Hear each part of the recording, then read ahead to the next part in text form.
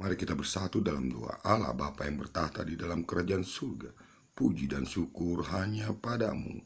Izinkan kami mendengar dan membaca firman-Mu yang dimulai dari kitab Kejadian 35 ayat 2.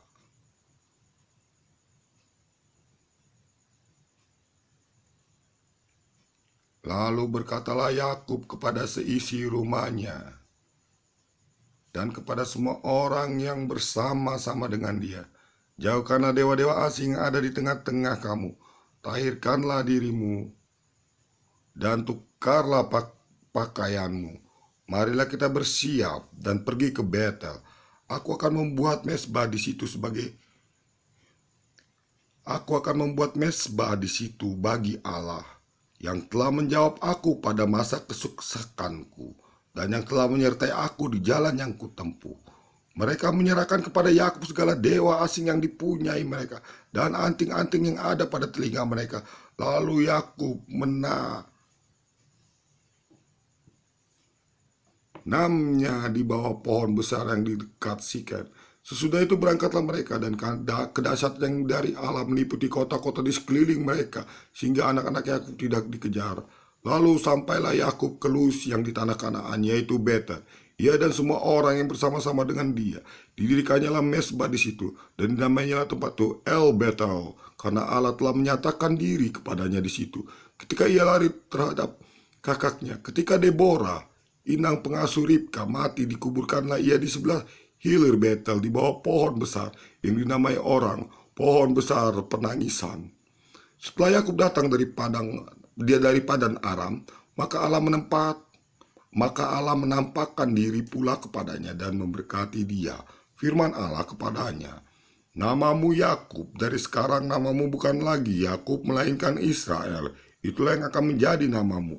Maka Allah menamai dia Israel. Lagi firman Allah kepadanya, Akulah Allah yang maha kuasa, beranak cuculah dan bertambah banyak.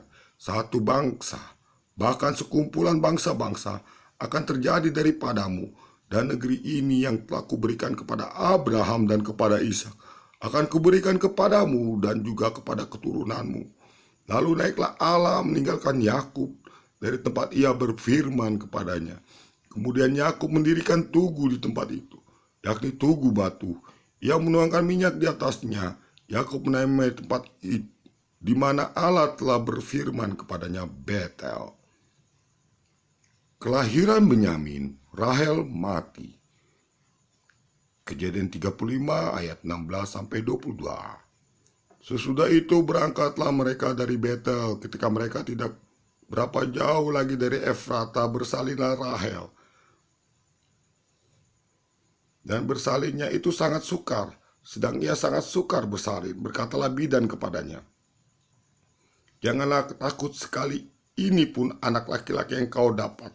Dan ketika ia hendak menghembuskan napas, sebab ia mati kemudian, diberikannya lah nama Ben-Oni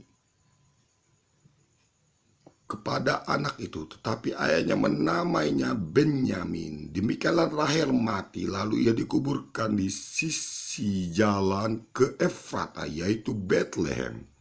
Yakub mendirikan tugu di atas kuburannya, itulah tugu kubur Rahel sampai sekarang. Sesudah itu berangkatlah Israel, lalu ia memasang kemahnya di seberang Mikdat Eder.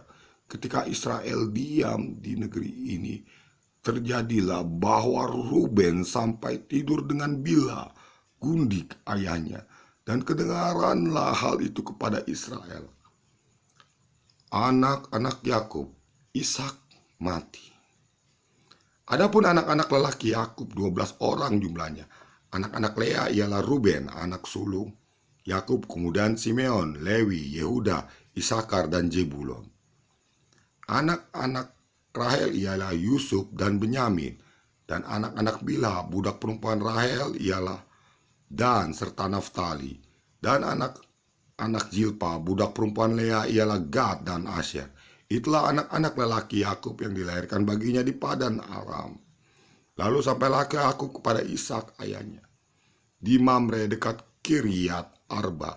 Itulah Hebron, tempat Abraham dan Ishak tinggal sebagai orang asing. Adapun umur Ishak 180 tahun. Lalu meninggallah Ishak. Ia mati dan dikuburkan kepada kaum leluhurnya. Ia tua dan suntuk umur. Maka Esau dan Yakub, anak-anaknya itu menguburkan dia. Terima kasih, dilanjutkan nanti.